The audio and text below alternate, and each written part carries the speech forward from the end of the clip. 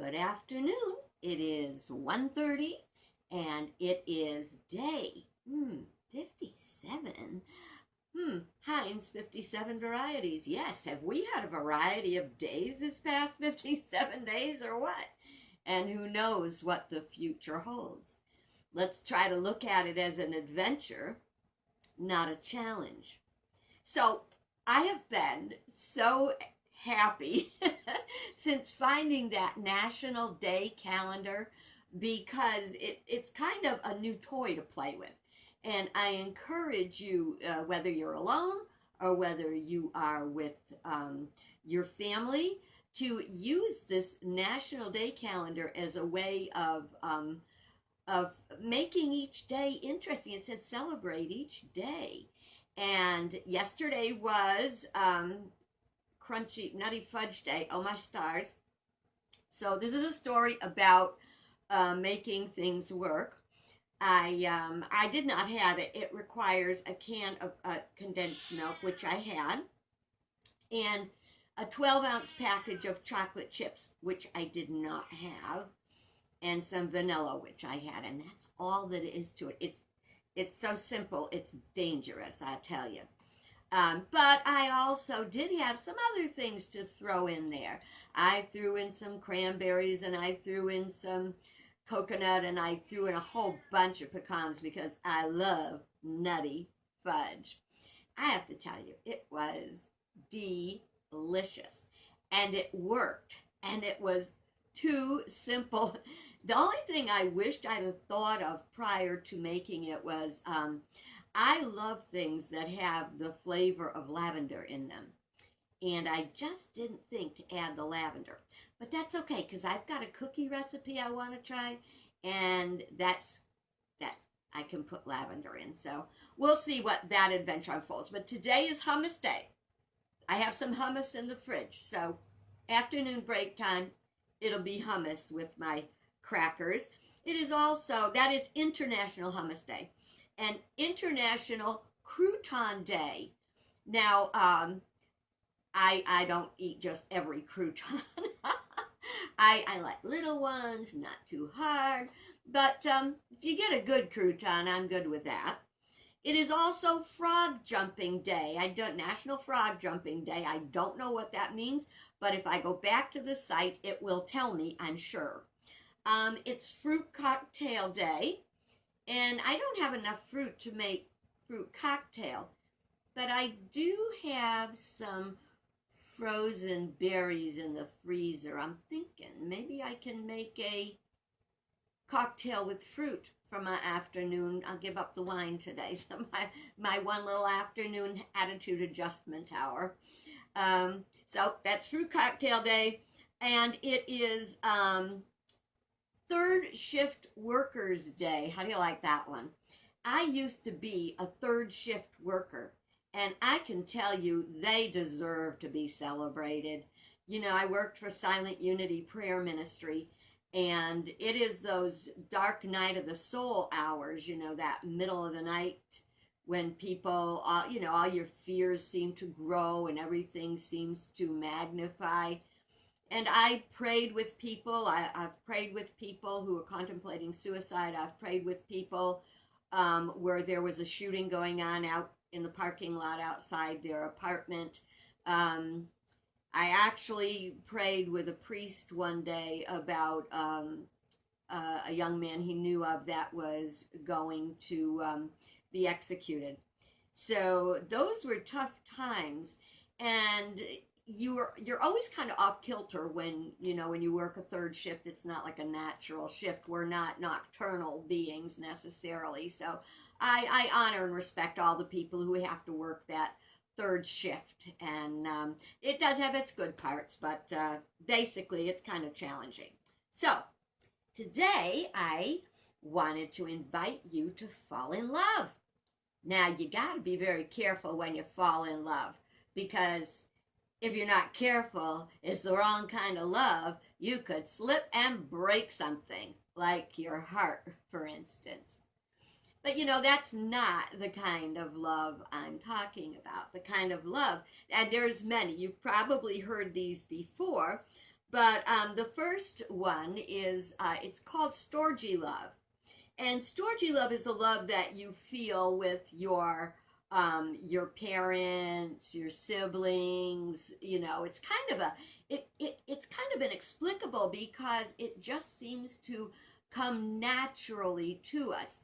There are those families that are highly dysfunctional and the people don't get along, but I still think down at the core of it that storgy love is still there. Now the next kind of love is filial love. And that kind of love is when you love someone like a friend, who is more like a family member. It's kind of like the love that makes you a family. You know, you've got the family, that your birth family, and then you have your family that is drawn to you. So one is blood, the other is like spirit that draws you together. It's kind of a soulmate thing. And when I say soulmate, I don't mean, what a lot of people consider a soulmate as a partner. But it is, that kind of love is very important if you're in a relationship.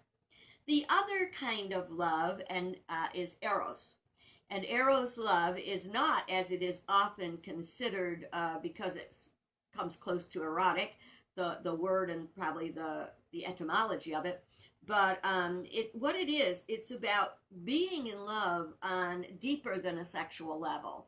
It's about a type of love that is above and beyond the human side. It reaches up into the spiritual side of love. It's a higher kind of love. Romantic love is fine, but you can have romance without love, which is on the lower level of consciousness and not generally fulfilling in the end. Or you can have the romance of the higher consciousness. So you can have romance without love, but you can't have love without romance. So isn't that a cool thought? And then there is agape love. And agape love is the love of God.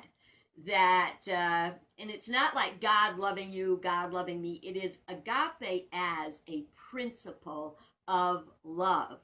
And this is the kind of love that we want to share with everybody on the planet, because it is that kind of love that will mend the division that keeps us separated. You know, the separated, that's just a human thing. The division, it's a human thing, because when we get to know someone, when we look at someone deeper, and we are so amazed either at their talents or how loving a person they are, even people that are broken, they say hurting people hurt people.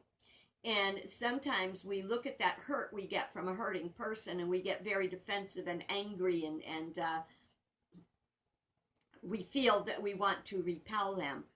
If we got to look at them deeper, it's something that I'd like you to call you to try this day and every day after, is to love with a deep and pure, it feels good. It just feels good. I'm going to tell you one more time, because anything, that's really good is worth repeating. Even when I hear things that I've said or I've read 100 times, when you hear it again, it's because it's true. It's like, oh yeah.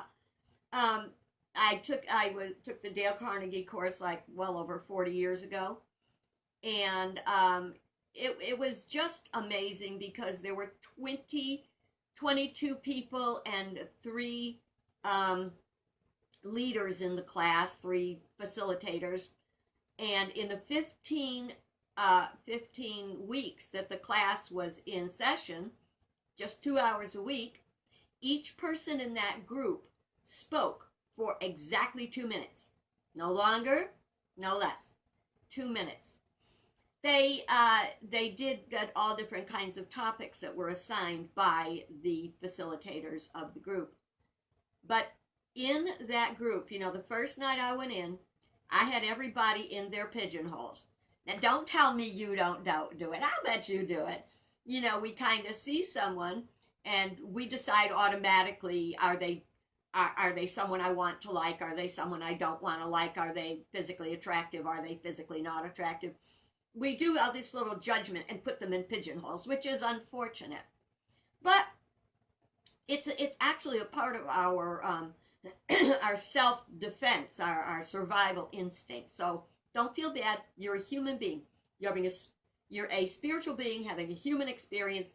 So don't think you're not going to act human a lot. I'm a lot. But when these people shared just a little bit about their life, 2 minutes a week, at the end of the 15 weeks, everyone was out of their pigeonholes in my heart, and they moved to my heart, okay?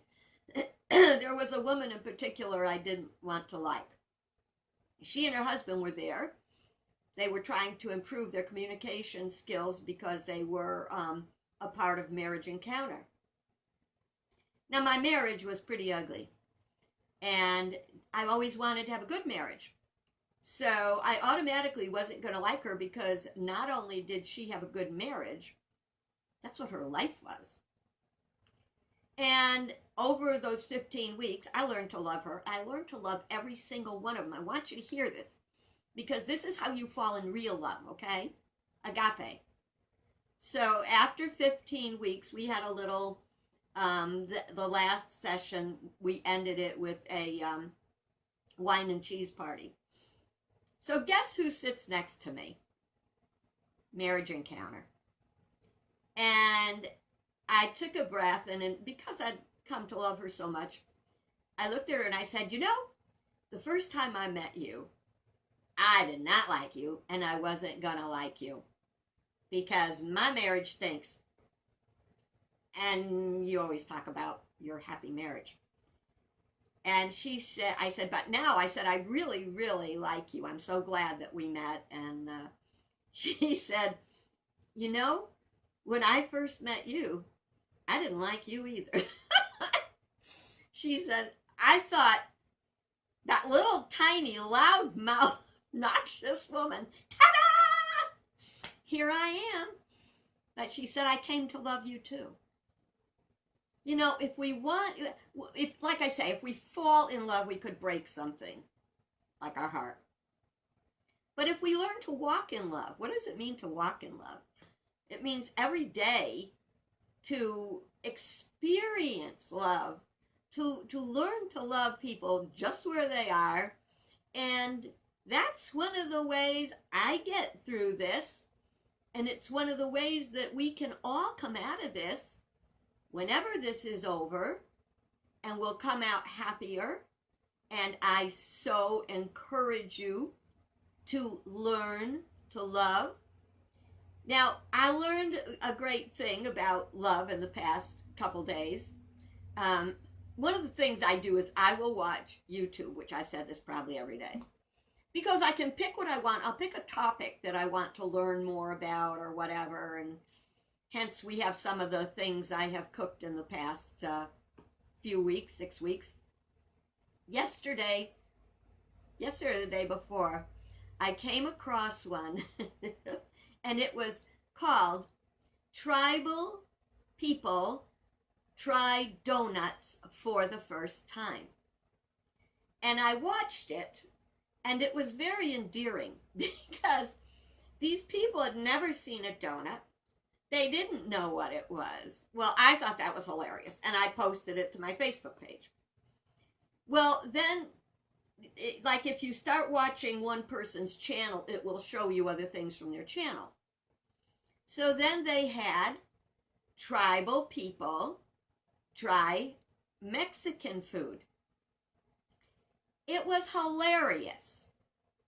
And then once, you know, it's the algorithms, I think they call it, like with Facebook or YouTube, where they know your interest, they start shooting you videos about that.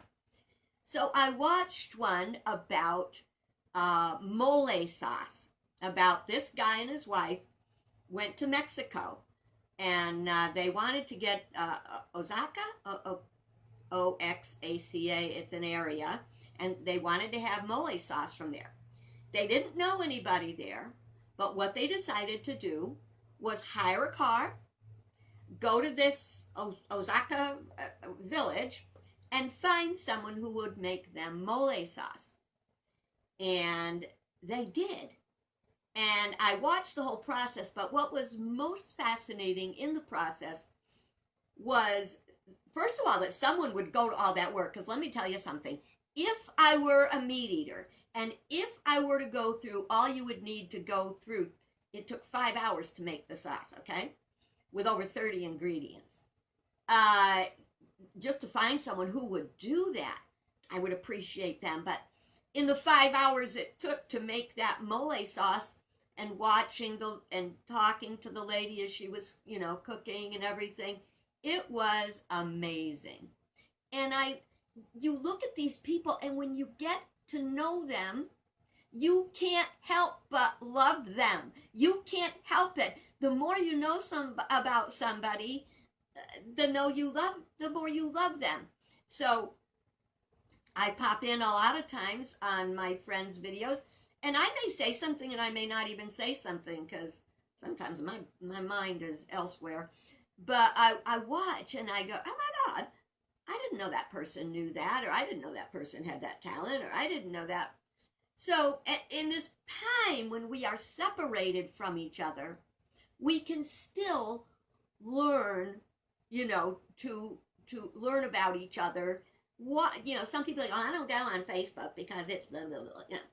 I like to be on Facebook because that's how I learn about people, and I learn about what they like, and hopefully, sometimes we message back and forth, and it just makes a huge difference. We are one body. We have one body. Our body has all kinds of organs and cells and vessels and everything. And you could not remove an organ from our body without replacing it with but none of the organs can live on their own, okay? We all need all of our organs to function. And that's the way I see it in our lives and on planet Earth. That we are all one, but we are different. It's oneness in diversity. And I'd like to invite you to think about the energy of love going through us and going through us. What a pity to think it would all be locked up inside of us. That's what happens with a narcissist. They're so devoid of love that they keep it locked up inside of them, and they are incapable of giving or receiving actual love. They might receive obedience or praise or manipulation, but they cannot receive real love. So I invite you to open up your heart. One of the things that you really know when you're awakening spiritually is when you become more empathetic than sympathetic. Now, to be sympathetic is compassionate. You see someone, you go, oh my gosh, that's so sad that you're going through that. When you're empathetic, you feel it. You literally feel their pain. Mentally, emotionally, it's like, oh my God, very hard to be an empath. But that's a sign that you're growing spiritually into the oneness that we are. I have a favorite saying of mine that I read somewhere, and it said, hence there shall be such a oneness among you that when one weeps, the other will taste salt.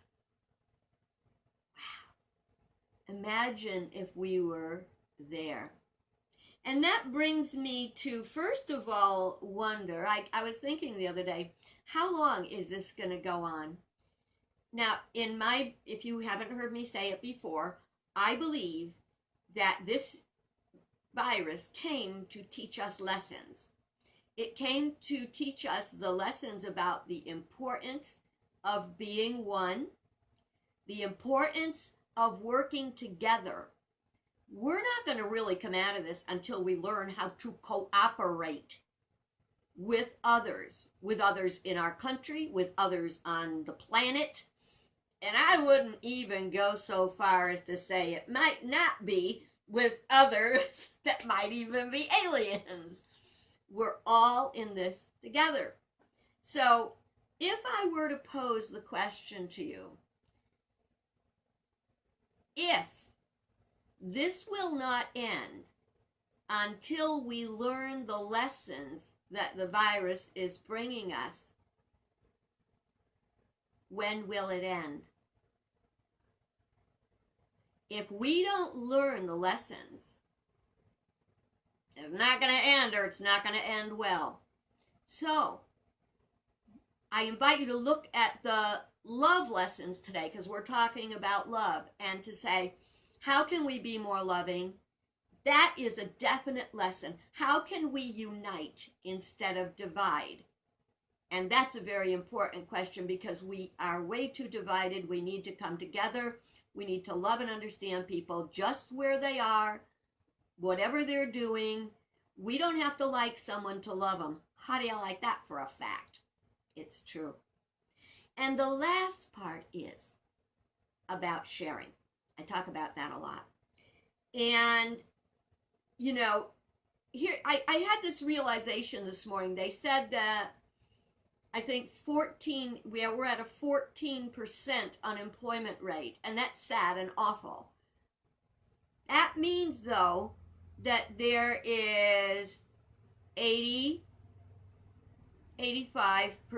let's say 85%, that are still employed. So I speak to those who are employed, who do have a source of income.